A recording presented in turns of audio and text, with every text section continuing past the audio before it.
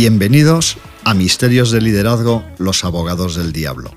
El podcast que desmonta mitos, astracanadas y tonterías sobre el liderazgo. Presentado por Juan Carlos Cubeiro y Jaime Guibelalde. Saludos misteriosos a los amantes del liderazgo. Saludos misteriosos, Jaime. Bueno, bienvenido, Juan Carlos. ¿Qué tal la semana? Muy bien, muy bien. Estupendamente. Con muchas ganas de ¿Vienes estar aquí. bien preparado para el tema de hoy? Críticamente preparado. Críticamente preparado, sí señor, porque vamos a hablar del pensamiento crítico. ¿Qué es el pensamiento crítico, Juan Bueno, Carlos? crítico. Venga. Etimología de la palabra, del griego. Critein. Critein, ¿qué es? Pues de ahí viene crisis, de ahí viene crisis. criterio. Yo sabía que venía de crisis, pero no ves tantas etimologías. Tío, como tú. Ya sabes que lo hemos hablado en algún otro episodio. Me gusta Gramsci cuando decía la crisis cuando lo viejo no acaba de morir, lo nuevo no acaba de nacer. Crítico es, oye, nada es perfecto, hay cosas que están muy bien, hay que comentarlas, Ajá. hay cosas que hay que mejorar, hay que denunciarlas. Si todos piensan lo mismo en la sala, es que hay alguien que sobra. O en la muchos sala. que sobran, claro. Esa frase, ¿sabes? Es de Ray Kroc, ¿no? Sí, que es no es el fundador. Siempre digo el fundador por la película El Fundador, Sí. pero fue el ejecutor de que McDonald's tuviera el crecimiento que tenía. ¿Qué quiere decir El fundador esa frase? aquí es el coñac, ¿no? El fundador es el coñac. Eso hubiese sido útil para liderazgo ochentero. A no ser que estemos hablando de Filipinas, que son los que se toman el brandy, si no me equivoco, Sí. El soberano y el fundador, Soberano. si no me equivoco. Pero vamos al Juan pensamiento Carlos, crítico. Vamos al pensamiento crítico. Ahora mismo está muy de moda porque, por ejemplo, Pilar Yacer, un libro, como nos gusta recomendar libros, hay que tener filósofos en la empresa, Ray Bussom, pensar como un gurú. ¿Por qué? Pues porque como hay miedito, 40% de las emociones en la mayor parte de las empresas, pues al final hay poco pensamiento crítico. Yo sabía que era el decirlo. 40%, Juan Carlos. Lo que sí sé, pero por pura experiencia de 30 años en multinacional, es que es el driver más potente en una organización. Totalmente, el miedo. es el movilizador. De hecho, hace unos días un extraordinario directivo que tú conoces y aprecias, y no podemos decir el nombre por lo que voy a contar, me habló de otro directivo al que llamaban Pol Pot, que es que me encantó, por si alguien no lo sabe. Pol Pot es uno de los mayores genocidas de la historia. Lo digo porque no era una persona precisamente En Camboya, ¿no? muy amable, en Camboya, efectivamente. No era una persona especialmente amable con el pensamiento crítico de los demás. Hay ese miedo, ¿no? Al que sí. le planteaba algo de pensamiento crítico lo ejecutaba. Sí.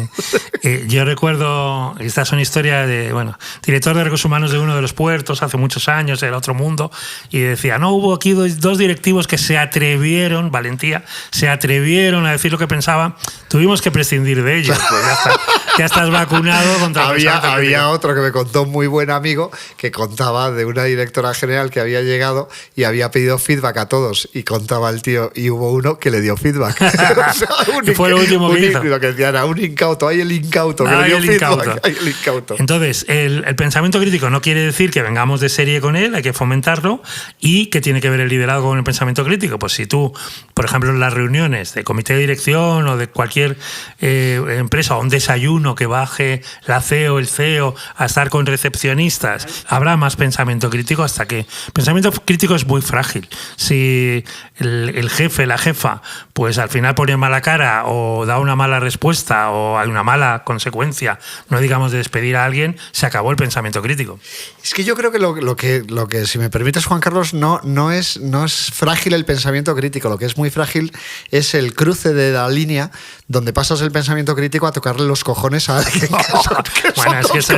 Que son dos cosas Claro. diferentes. Al final, el uso del pensamiento crítico, esto que estoy diciendo lo estoy diciendo por experiencia. O sea, no sé de la fragilidad del pensamiento crítico, pero tocar los cojones Es que van una barbaridad. Van las dos líneas.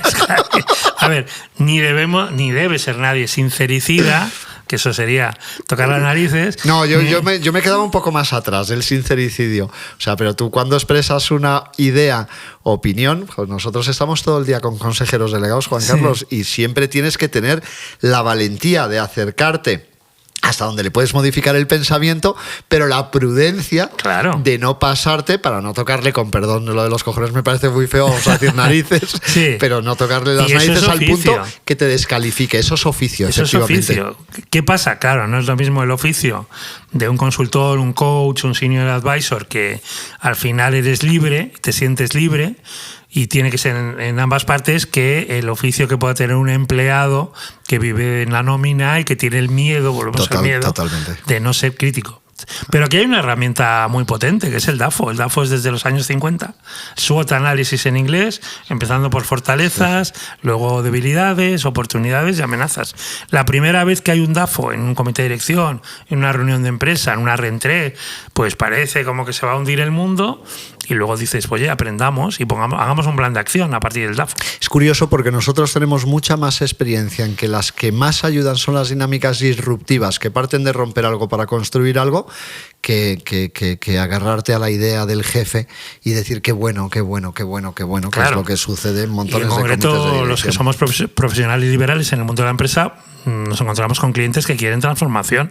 Y si quieres hacer una tortilla, algo hay que romper, ¿no? Algo hay que romper. Oye, ¿de qué forma ayuda el pensamiento crítico a un líder a identificar y desafiar sus propios sesgos y suposiciones, Juan Carlos? Bueno, es claro y es La crítico. pregunta es un poco puñetera. No, está muy bien.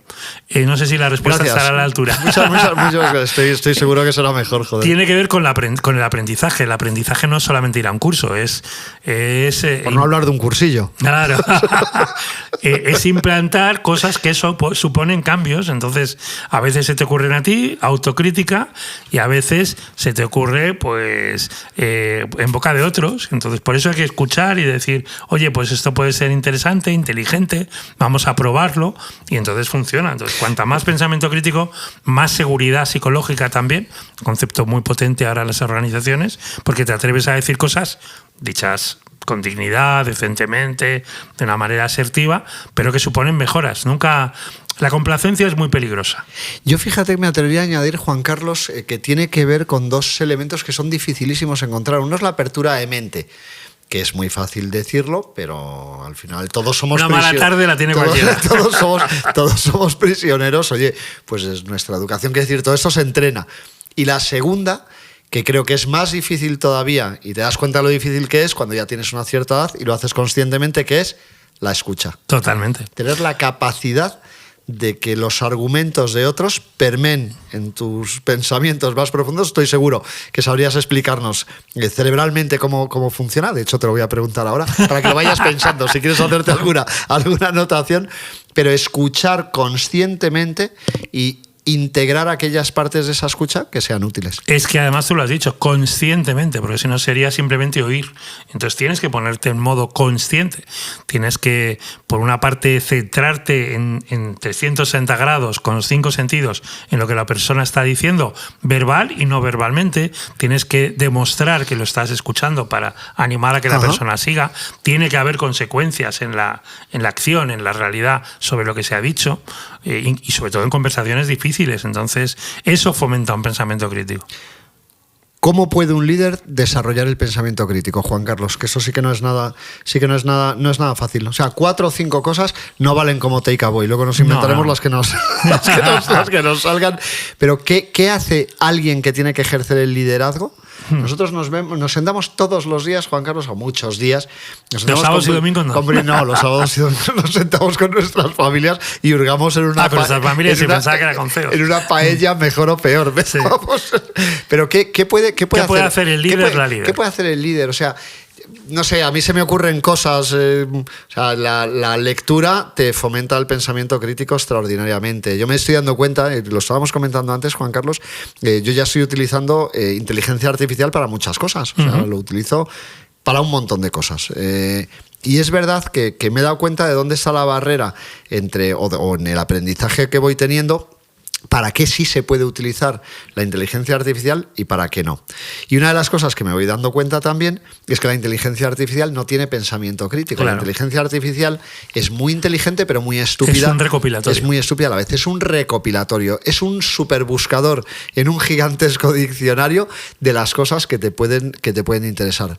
Pero hay puntos en los que tú tienes criterio y puede que la inteligencia artificial falle. El otro día estaba escuchando una noticia interesantísima de una abogada, creo que lo leí en LinkedIn, que tenía que ver con que ya había habido algunos jueces que habían llamado la atención, amonestado severamente a abogados, porque habían hecho, no sé jurídicamente cómo se llama, si los alegatos o qué, solo basado en inteligencia artificial y refiriéndose a leyes que ya estaban derogadas. Como estabas diciendo respecto a las lecturas, a la IA, fomentar el pensamiento autocrítico. Y esto tiene que ver con un concepto que también se ha puesto muy de moda, Jaime, que es la vulnerabilidad. ¿Qué es la vulnerabilidad? Que no somos perfectos, es decir, pues vamos a ser críticos con las cosas que han salido bien y vamos a aprovechar los errores para seguir aprendiendo. Autocrítico. Ajá. Pensamiento crítico en el equipo, y si es una CEO o un CEO, en el comité de dirección. Parte de la reunión tiene que ser pues ese DAFO, es decir, como una cosa natural, sana, que estamos haciendo bien, sintámonos sanamente orgullosos, qué cosas tenemos que mejorar. Y tercero, normalmente, o bien, 80% de los casos, solo hablamos de las cosas que nos salen bien con toda la organización, y eso es complacencia, y la complacencia es el principio de la decadencia. O 20%, yo recuerdo en los tiempos de la calidad total y demás, una empresa española que había sido de las mejores, excelentes, estoy hablando hace 25 años, solo hablaba de las cosas malas. No, empecemos por lo bueno, lo que hacemos bien, nos sentimos orgullosos. Sí, eso es muy latino, es muy español, es muy mediterráneo. Y luego siempre cosas a mejorar, pero siempre equilibrio, siempre equilibrio, siempre equilibrio. ¿Y tú crees, Juan Carlos, porque es verdad cuando hablas de estos temas de complacencia, y pienso en términos del pensamiento crítico, a ver, lo que vamos observando a nivel iba a decir generacional, pero es que tampoco quiero generalizar, porque tienen cosas que son mucho mejores los Z y los millennials de lo que éramos los X o los boomers. Pero es cierto que cada vez hay algunas cosas que se les entregan de forma más fácil a la gente más joven. Incluso, no sé, es que me atrevo a decir, yo veo cómo estudian mis hijos, cómo utilizan ChatGPT, por ejemplo, para hacer resúmenes y van un poco pillados en un día de examen, y ese resumen ya lo tienen hecho, no lo tienen que hacer ellos como lo hacíamos nosotros, con lo cual te ayuda a conceptualizar de otra manera las cosas o a sintetizarlas en la cabeza con lo que correspondía. Quiero decir, hay una parte de cada vez más fácil las cosas, y hay una parte en la que me atrevo a pensar que la relación de intelecto y pensamiento crítico es potente, y ese intelecto se desarrolla de una determinada manera, especialmente cuando no tienes excesiva facilidad para que se desarrolle. ¿Cuál es la relación de eso, Juan Carlos? Yo creo que no hay diferencia generacional. Solta un buen rollete. No, pero te has puesto muy serio. Sí. Pero no. Yo creo que la diferencia, sea centennials, millennials, boomers y tal, está primero en lo que han vivido en casa, segundo en la educación formal que han recibido, sea FP, sea universidad, sea instituto, o sea, tercero en las empresas que han vivido, porque al final tiendes a pensar que la mayor parte de las compañías son como aquellas donde has trabajado o sigues trabajando. Sí, absolutamente, y son muy diferentes. Sí, eso es un sesgo que yo cometo muchísimas veces, Juan Carlos. Hay centennials con muy sano pensamiento crítico que da gusto, y generación alfa, yo lo he visto con alumnos de colegios de la Dana, donde dice, mira, ¿qué ha sido lo bueno de la Dana? La cooperación, el pueblo salva al pueblo y tal, y te lo dicen con 8, 10, 12, 15 años, y luego dicen, pero no nos han ayudado en esto, y no es una queja, básicamente. Entonces, no, yo creo que hay de todo. Hay que fomentar jóvenes con pensamiento crítico, hay que aprovechar personas con la sabiduría, con la experiencia, con el criterio, con las canas, que ya tienen pensamiento crítico. Perfecto. ¿Cómo crees, Juan Carlos, volviéndonos al eje central que es el liderazgo, cómo crees que influye el pensamiento crítico en la habilidad de alguien que tiene que liderar en un momento para tomar determinado tipo de decisiones? Pues desde una mentalidad abierta, desde una mentalidad ganadora. Especialmente bajo incertidumbre. Lo digo porque es lo que tenemos a día de hoy. La incertidumbre es nuestro paisaje y nunca vamos a tener menos incertidumbre a que tenemos. Siempre va a haber ¿Ayuda más. el pensamiento crítico a rebajar la ansiedad en momentos de incertidumbre? Yo diría que no solamente ayuda, claro, sino y no que... me contestes con un sí o un no, que te echo el programa. No podrías. No, tuyo, tú sabes, Jaime, es tuyo de los dos. Tú sabes, Jaime, que en momentos de incertidumbre, megabuca, volátil, incierto, complejo y ambiguo, el pensamiento crítico es la única manera, es el ancla para poder salir adelante, es la brújula a través de los valores, es la mejora continua, es ser competitivo, es ser rentable, es ser sostenible. Sin pensamiento crítico, al final, haces siempre lo mismo y aburres a los clientes, aburres a las ovejas. Aburres a las ovejas. Totalmente. ¿De qué manera el pensamiento crítico permite a un líder evaluar el impacto ético y social de sus decisiones y acciones? Bueno, es una pregunta muy seria, pero sí conectamos... Sí, es que me he puesto así como muy tonto. Joder. A ver, la ética es el modo más inteligente de vivir. Eso es de José Antonio Marina. Por supuesto, deberíamos llevarlo tatuado en las... y por lo tanto incluye que las personas tengan voz y que emitan su opinión. La opinión no quiere decir que esto es muy latino, muy nuestro. No, como han opinado esto lo tengo que seguir, ¿no? Yo escucho, evalúo, a lo mejor tengo información que no tienen los demás, pero el pensamiento sanamente crítico es muy, muy, muy valioso, siempre desde la ética, integridad, coherencia, autenticidad. Oye, y para acabar, antes de irnos a la sección de Tupperware, take away o take up way, ¿cuál crees que es la relación entre visión estratégica y pensamiento crítico? Y no es una pregunta pum, así a lo loco, es que es una cosa que me llama muchísimo la atención, sobre todo en los perfiles de directivos más jóvenes, que recurrentemente en sesiones de coaching ejecutivo, o bueno, en otros ámbitos, pero suele ser una de las competencias en las que más se falla. Entonces, siempre dicen, ¿cómo adquiero visión estratégica? Tal. Antes de decirte cosas que se les puede decir, dime tú cuál es la relación entre visión estratégica y pensamiento crítico a tu criterio, pues Juan yo te Carlos. diría dos pinceladas, dos pildoritas. La primera, ya sabes que la implantación es el 90% de la estrategia. Sí. Por tanto, la estrategia puede estar muy bien diseñada. La estrategia está en la ejecución. Y por eso la cultura, lo hemos hablado alguna vez, se merienda a la estrategia, claro. A la estrategia, Peter Drucker, que a veces dice, no, se la lleva a desayunar. No. En español decimos se merienda, o sea, acaba con ella. Primera idea. Segunda, atribuida a John Lennon. Yo no sé si John Lennon daba para tanto, más allá del Imagine y sus canciones preciosas. Pues yo viendo a Yoko no tengo mis dudas.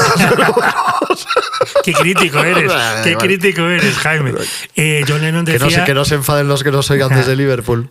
Claro, los planes no están para cumplirse, sino para saber qué hacer cuando no se pueden cumplir. Y este es el pensamiento crítico, es decir, la estrategia está para irla ajustando a las cosas como pues van ya me voy a viniendo. tirar el moco. Hay un superestratega militar que se llama Moltke el Viejo, que decía todo plan se desmorona el primer día de la batalla. Para eso sirve el pensamiento crítico, efectivamente. Una frase de Tyson, es que somos inaguantables. Una frase de Tyson que te gusta mucho. Sí.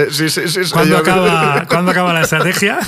Sí, ¿cómo era? Cuando recibes el primer sopapo, el primer tortazo. No, pero espera un segundo, Cristina, que no era así. Era... Todo el mundo tiene un plan hasta que te parten la cara. Exactamente. Eso, el ínclito Mike Tyson. Filósofo de empresa. Bueno, oye, Juan Carlos, venga, vámonos rápidamente a nuestros takeaway. Venga, a la limón, que te gusta a ti mucho esa palabra. Me gusta la limón. Muy, bueno, no sé si es taurino, pero es a la limón. Primera, el pensamiento crítico exige espacio y tiempo en las reuniones empresariales. Yo me atrevería a decir, además, que implica un desarrollo intelectual que se adquiere cuando haces esfuerzo intelectual. Y haces esfuerzo intelectual cuando lees o cuando escribes. Es un círculo virtuoso. O cuando eres capaz de contemplar algo en silencio, tranquilamente. Quiero decir, hay que leer. Si es que antes que hablábamos de la visión estratégica y muchas veces a alguno de estos perfiles más jóvenes le digo, ¿tú te lees un periódico los domingos? Pues léetelo entero y ya verás cómo adquieres visión estratégica. Si lees, si escribes. Y luego la tercera tiene que ver con si quieres pensamiento crítico, como líder, fomenta pensamiento crítico. Es decir, demuestra pensamiento crítico, pregunta por pensamiento crítico, insiste en pensamiento crítico. Absolutamente. Muy bien, Juan Carlos. Es que iba a decir, y además para todo esto, con una copita de vino, pero es que no venía a cuento. Bueno, pero primero tenemos clientes maravillosos, ahora que está el problema de los aranceles. A ver, si por un poquito más... Sí, tenemos clientes maravillosos del mundo del vino. Si por un poquito más desprecias el buen vino español y te vas al mal vino, no voy a decir de qué países, o carísimo vino de países vecinos, es que no lo estás haciendo bien. Absolutamente. Bébete una botella de buen vino español y no dos de vino peleón de por ahí, de sabe Dios dónde. De California. Oye, Juan Carlos, muchísimas gracias a nuestros oyentes, a Cristina, guapísimo, que ha hecho un esfuerzo. A ti, que está guapísimo también. Estoy bastante bien, sí, señor, a pesar de ser X. Y hasta la semana que viene. Un millón de gracias. Y a la audiencia, por supuesto. A nuestros oyentes siempre ahí. Siempre. Un abrazo. Hasta la semana que viene.